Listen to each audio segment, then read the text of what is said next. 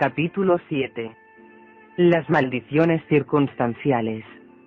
Hay veces que nos vemos en situaciones que escapan a nuestro control, y que se convierten en maldiciones para nuestra vida.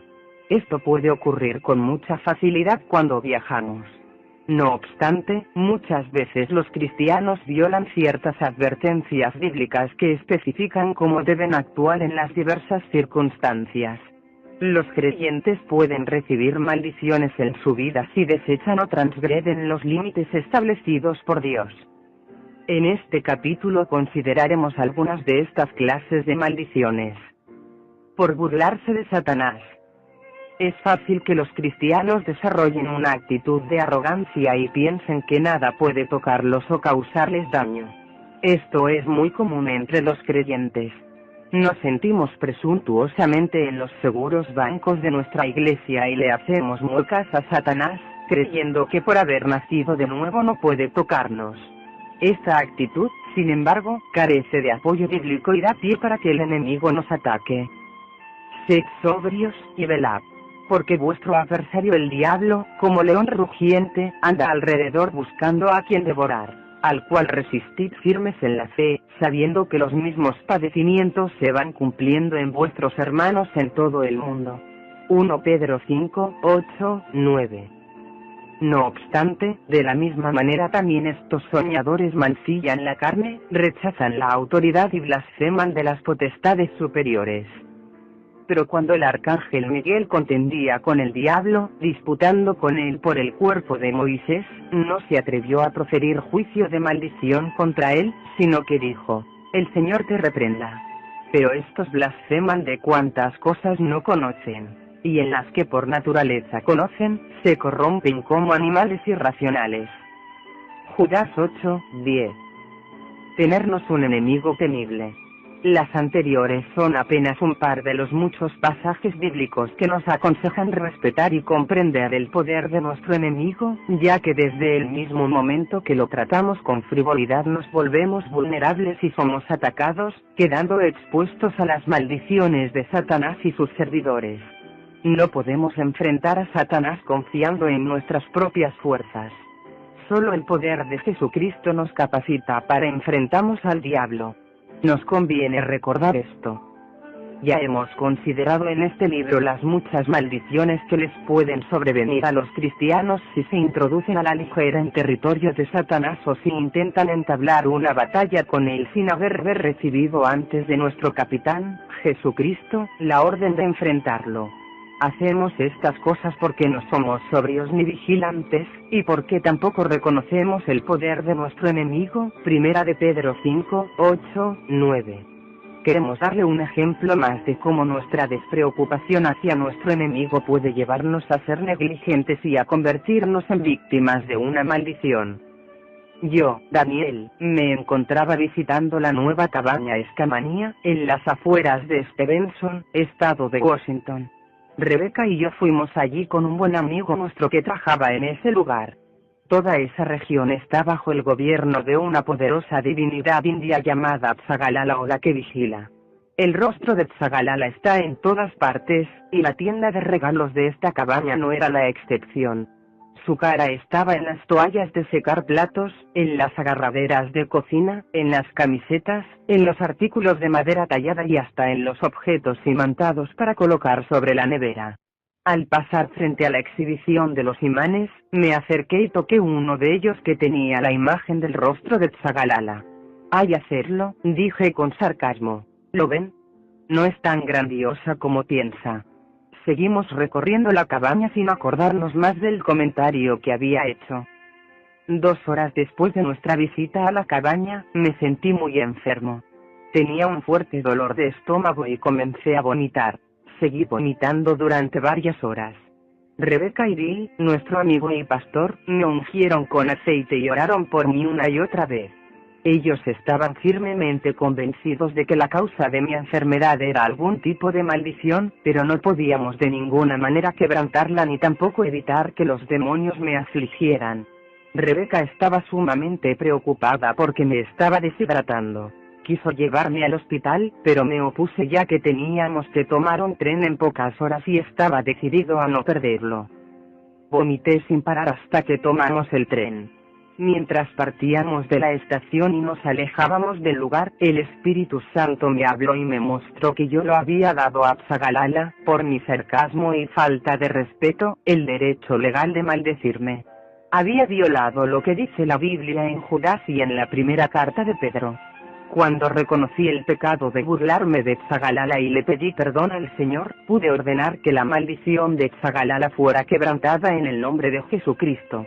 Después, ordené que todos los demonios que tenían que ver con la maldición que me estaba atormentando, huyeran en el acto en el nombre de Jesucristo. Enseguida dejé de vomitar.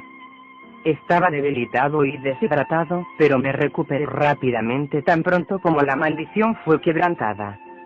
Por participar de comida sacrificada a los ídolos. El participar de comida ofrecida a los ídolos no es una cuestión que muchos de nosotros en los Estados Unidos tenemos que enfrentar, pero sí es un asunto muy serio para los cristianos de otros países, en especial de las naciones asiáticas. Al considerar esto, debemos primero referirnos a ciertos pasajes bíblicos que confunden a muchos cristianos. En el libro de Apocalipsis, Jesús dijo lo siguiente al dirigirse a ciertas iglesias. A la iglesia de Pérgamo, pero tengo unas pocas cosas contra ti, que tienes ahí a los que retienen la doctrina de Balaán, que enseñaba a Balac a poner tropiezo ante los hijos de Israel, a comer de cosas sacrificadas a los ídolos, y a cometer fornicación. Arrepiéntete. Apocalipsis 2, 14, 16. A la iglesia de Tiatira, pero tengo unas pocas cosas contra ti, que toleras que esa mujer Jezabel, que se dice profetiza, enseñe y seduzca a mis siervos a fornicar y a comer cosas sacrificadas a los ídolos. Apocalipsis 2, 20. ¿Por qué el propio Jesús amonestó con tanta severidad a estos cristianos por comer cosas sacrificadas a los ídolos? En un incomprensible contraste, el apóstol Pablo escribió: de todo lo que se vende en la carnicería, comed, sin preguntar nada por motivos de conciencia. Porque del Señor es la tierra y su plenitud. Si algún incrédulo os invita, y queréis ir, de todo lo que se os ponga delante comed, sin preguntar nada por motivos de conciencia. Mas si alguien os dijere, esto fue sacrificado a los ídolos, no lo comáis, por causa de aquel que lo declaró, y por motivos de conciencia. Porque del Señor es la tierra y su plenitud. La conciencia, digo, no la tuya, sino la del otro. Pues ¿por qué se ha de juzgar mi libertad por la conciencia de otro? Y si yo con agradecimiento participo, ¿por qué he de ser censurado por aquello de que doy gracias? Sí, pues, coméis o bebéis, o hacéis otra cosa, hacedlo todo para la gloria de Dios. No seáis tropiezo ni a judíos, ni a gentiles, ni a la iglesia de Dios. Primera de Corintios 10, 25, 32. ¿Cómo reconciliar las aparentes discrepancias entre estos pasajes? Debemos también ver lo que el apóstol Pablo escribió a Timoteo en cuanto al tema. Pero el Espíritu dice claramente que en los postreros tiempos algunos apostatarán de la fe, escuchando a espíritus engañadores y a doctrinas de demonios. Por la hipocresía de mentirosos que, teniendo cauterizada la conciencia, prohibirán casarse, y mandarán abstenerse de alimentos que Dios creó para que con acción de gracias participasen de ellos los creyentes y los que han conocido la verdad. Porque todo lo que Dios creó es bueno, y nada es de desecharse, si se toma con acción de gracias. Porque por la palabra de Dios y por la oración es santificado. Primera de Timoteo 4, 1, 5.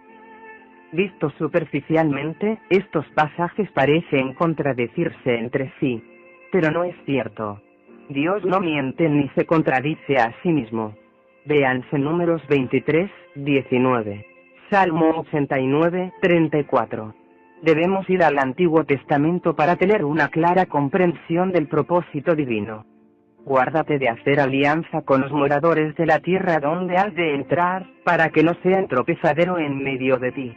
Derribaréis sus altares, y quebraréis sus estatuas, y cortaréis sus imágenes de Asera. Porque no te has de inclinar a ningún otro Dios, pues Jehová, cuyo nombre es celoso, Dios celoso es. Por tanto, no harás alianza con los moradores de aquella tierra. porque fornicarán en pos de sus dioses, y ofrecerán sacrificios a sus dioses, y te invitarán, y comerás de sus sacrificios. Éxodo 34, 12, 15. Hay dos maneras diferentes de comer alimentos sacrificados a los ídolos. Una de ellas es participar de hecho en el rito del sacrificio, en el que la persona que come está dando honra y adoración a Dios. La otra manera es comer alimentos que una porción fue antes sacrificada a un ídolo, pero el comerlos está separado del sacrificio y no forma parte de la adoración o de la honra al Dios. En los tiempos de Pablo, la mayor parte de la carne que se vendía en los mercados provenía de animales que se sacrificaban a diversos ídolos, pero solo una parte de la carne del animal era ofrendada al Dios. El resto era vendido en el mercado. De manera que la gente que compraba y comía esta carne no estaba participando de ninguna manera en el rito del sacrificio. No obstante, el problema se hacía más complejo en el caso de que un huésped comiera en la casa de alguien. En muchas religiones, la primera porción de la comida de cada día, y a veces de todas las comidas, era colocada delante del Dios particular de cada persona como una forma de sacrificio a ese Dios. En sus escritos, el apóstol Pablo muestra que él hace una clara distinción de que no está participando de ese sacrificio cuando entra a un hogar así. Lo cree porque primero da gracias por la comida y porque reconoce que la comida y todo lo que hay en la tierra proviene de Dios, el único creador y Dios verdadero. Por esto es que escribe en 1 a Timoteo que todo alimento es santificado por la acción de gracias y por la palabra de Dios. Cuando Jesús censuró a los cristianos que participaban de la comida sacrificada a los ídolos, se estaba refiriendo a su pecado de condescendencia, como dice el pasaje antes citado de Éxodo 34. En este caso, Dios estaba advirtiendo a los hijos de Israel que no debían participar, de ninguna manera, en los ritos de sacrificio que daban honra y adoración a las deidades malignas. Dios les advirtió que tal acción los iba a atrapar en verdaderos pactos, tanto con los paganos que estaban practicando tales ritos, como con sus deidades demoníacas. Hoy día, esta actividad sigue trayendo maldición a la vida de los participantes. Son muchos los cristianos que creen que pueden ser condescendientes. Piensan que pueden servir a Jesús y al mismo tiempo participar de los ritos paganos. Eso no es posible. Estas personas temen hacer una clara declaración de su adoración y fidelidad a Cristo, porque están tratando de evitar la inevitable persecución y rechazo que tal declaración produce. Este es un problema importante en muchas partes, como ocurre en Asia y África. A menos que reciban una enseñanza clara, las personas que vienen a Cristo en estos continentes tratarán de vivir como cristianos y al mismo tiempo de mantener felices a sus parientes y sus tribus. En estos lugares siguen llevando puestos los amuletos y tomando las diversas pociones preparadas por los curanderos de la tribu. Estos creyentes participan en sus casas de comidas que se han sacrificado a las deidades demoníacas de la familia, sin hacer una clara distinción de que no están participando en el sacrificio. El resultado es que, al condescender de tal manera, se colocan bajo una maldición. Por odiar, envidiar y denigrar. Las maldiciones pueden ser lanzadas con solo pronunciarlas. Cuando esto se hace intencionalmente, por lo general lo hace alguien que está relacionado con el ocultismo.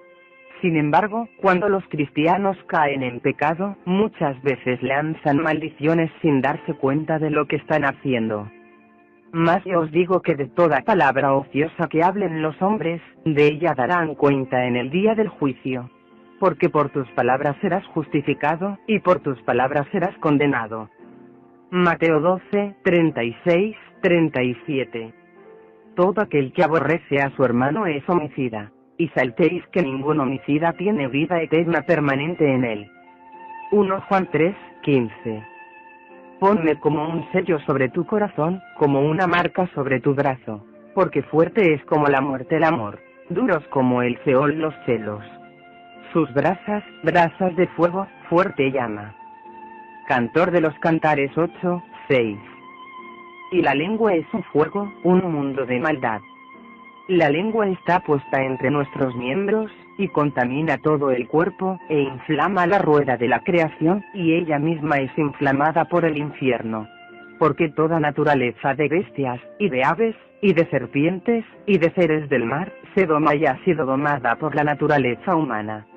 Pero ningún hombre puede domar la lengua, que es un mal que no puede ser refrenado, llena de veneno mortal. Con ella bendecimos al Dios y Padre, y con ella maldecimos a los hombres, que están hechos a la semejanza de Dios. De una misma boca proceden bendición y maldición. Hermanos míos, esto no debe ser así. Santiago 3, 6, 10. En el primer pasaje, vemos que Dios nos hace responsables directos de cada palabra que pronunciamos. Nuestras palabras son importantes. En el siguiente pasaje, vemos que si odiamos a alguien, somos como homicidas ante los ojos de Dios. Nuestro odio literalmente permite a los demonios afligir a la persona que odiamos. Así, nuestro odio se convierte en una maldición. He visto a personas que han sido afligidas con toda suerte de desastres y enfermedades físicas por el odio intenso de los demás contra ellas. En estos casos, con frecuencia, el secreto de la victoria está en que la persona que es odiada simplemente perdone a la que la odia y luego ordeno que sean quebrantadas todas las maldiciones enviadas por ese odio. Y que, por último, pida al Señor su protección especial contra cualquier odio en el futuro. En Cantar de los Cantares de Salomón, vemos que los celos son tan destructivos como el odio. Los celos en realidad llevan al odio. Así, el impetuoso fuego de los celos puede en realidad llevar a maldecir la vida de la persona que es objeto de los celos. Por esta razón la Biblia habla con tanta firmeza de que debemos perdonar a nuestro prójimo. Si permitimos el odio y los celos en nuestro corazón, entonces no tenemos el fruto de la vida eterna en nosotros. Además, seremos con toda probabilidad culpables de infligir una maldición a la persona que odiamos. Usted tiene además que estar consciente de que si deja que los celos, el rencor o el odio aniden en su corazón, quedará bajo una maldición de destrucción de parte de Dios. Debemos estar dispuestos a arrepentirnos de tales pecados y perdonar a los que nos han causado algún daño. El pasaje bíblico citado de Santiago hace énfasis en cuánto mal puede lanzarse a través de las palabras dichas. Por ejemplo, si alguien le dice, quisiera verte muerto, usted enseguida debe romper esa maldición en el nombre de Jesucristo, ya que esas palabras le dan puerta franca a los demonios para que coloquen una maldición en la persona que la recibe, con el propósito de producir la muerte literal de la persona. Por lo tanto, tengamos mucho cuidado de no decir cosas negativas o hirientes. Asimismo, apresurémonos a romper la maldición de cualquier palabra dicha contra nosotros. No la aceptemos. Seguid la paz con todos, y la santidad, sin la cual nadie verá al Señor. Mirad bien, no sea que alguno deje de alcanzar la gracia de Dios, que brotando alguna raíz de amargura, os estorbe, y por ella muchos sean contaminados. Hebreos 12, 14, 15. La amargura trae contaminación a nuestra vida. Nos expone a los ataques de Satanás, y también atrae los ataques de Satanás contra las personas que nos rodean. La amargura en la vida de una persona puede ser la responsable de la destrucción de iglesias y de muchas personas que la rodean. La amargura trae una maldición, no solo a la persona misma, sino también a las que son objeto de su amargura. Andemos, entonces, con mucha humildad delante de nuestro Señor, con mansedumbre y discernimiento, teniendo mucho cuidado con las cosas que decimos. Recordemos que todos tendremos que comparecer ante el tribunal de Cristo para dar cuenta de toda palabra que hayamos dicho, por circunstancias que escapan a nuestro control.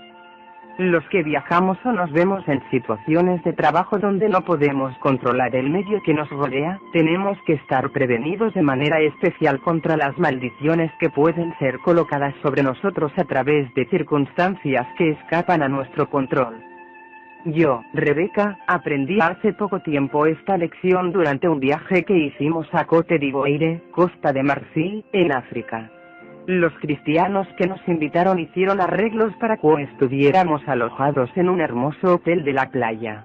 Viajamos 36 horas hasta Abidjan, la capital, y estábamos tan cansados por el viaje que, cuando llegamos, apenas tuvimos fuerzas para llegar tambaleándonos hasta nuestra habitación del hotel, y caímos en la cama muertos de sueño. En la mañana siguiente, mientras yo tomaba una ducha, Daniel estaba acostado sobre la cama, medio dormido, y pensaba que yo estaba sentada en el extremo de la cama. Abrió los ojos para decirme algo, pero yo no estaba allí. Él pensó que aquello era producto de su imaginación debido a la fatiga. Teníamos que vestirnos y salir pronto de la habitación ya que tendríamos un día lleno de actividades. Esa noche, cuando regresamos a nuestra habitación, comenzamos a observar con detenimiento lo que nos rodeaba. Había un enorme tapiz tejido, con figuras de mujeres africanas, colgado en la pared sobre nuestra cama. Rápidamente nos dimos cuenta de que las figuras eran representaciones de divinidades demoníacas. Había también un cuadro en la pared del frente, que representaba a una tribu africana realizando una ceremonia ritual. Ambos, el tapiz y el cuadro, eran terreno legal para los demonios. De inmediato, me dirigí a nuestro equipaje para buscar el pequeño frasco de aceite que normalmente llevamos cuando viajamos. Pero por alguna razón, por la prisa del viaje, había olvidado traerlo en el equipaje. Por lo tanto, no podíamos ungir la habitación. Lo que hicimos fue orar y ordenar a los demonios que fueran atados por esa noche en el nombre de Jesucristo. Un rato después, mientras estábamos en la cama estudiando el material del día siguiente, sentí que algo se sentó cerca de mis pies, pero no era algo que podía ver. Lo dije a Daniel lo que había sentido, y recordó lo sucedido temprano esa mañana. No teníamos ninguna duda de que el intruso era un espíritu maligno. Por lo tanto, lo reprendí enseguida en el nombre de Jesucristo y le ordené que huyera, ya que de ninguna manera iba a permitir que hubiera un demonio sentado en el extremo de nuestra cama. Pero no se marchó porque tenía el derecho legal de estar en esa habitación. Esa noche fue terrible. Los demonios nos perturbaron y nos mantuvieron despiertos durante toda la noche. El Señor no permitió, en su misericordia, que nos hicieran daño, pero sí nos molestaron y nos impidieron dormir bien. Al siguiente día lo primero que hicimos fue pedir al pastor, que era nuestro anfitrión, que nos consiguiera un poco de aceite. Luego ungimos la habitación, en particular el tapiz y la pintura, y ordenamos a los demonios asociados con ellos que fueran atados. Obviamente, no podíamos sacar el tapiz y la pintura de la habitación ni tampoco destruirlos. Lo más que podíamos hacer era ungirlos, pedir al Señor que los neutralizara, y ordenar que los demonios fueran atados. Eso resolvió el problema. Así pensábamos nosotros. Durante nuestra permanencia en el país, me sobrevino un problema físico. Sabía que estaba bajo un fuerte ataque demoníaco, pero no podía obtener la victoria. Por lo tanto, comencé a orar y a pedir al Señor que me mostrara la razón por la que no podía resolver la situación. Más tarde, esa misma semana, la administradora del hotel realizó una breve visita a nuestra habitación. Le había hablado del tapiz y ella estaba interesada en verlo. Tan pronto como lo vio, dijo: «Ah, ese es el dios Poro. Él es un dios poderoso de las tribus del norte de Teriboire». Entonces le pedí que me hablara de él. Ella no sabía mucho, excepto que era muy conocido por el odio que les tenía a las mujeres.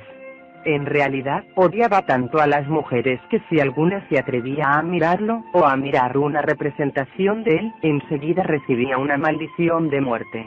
Por eso no hay imágenes de Poro en las tribus del norte, ya que las mujeres que las ven, mueren.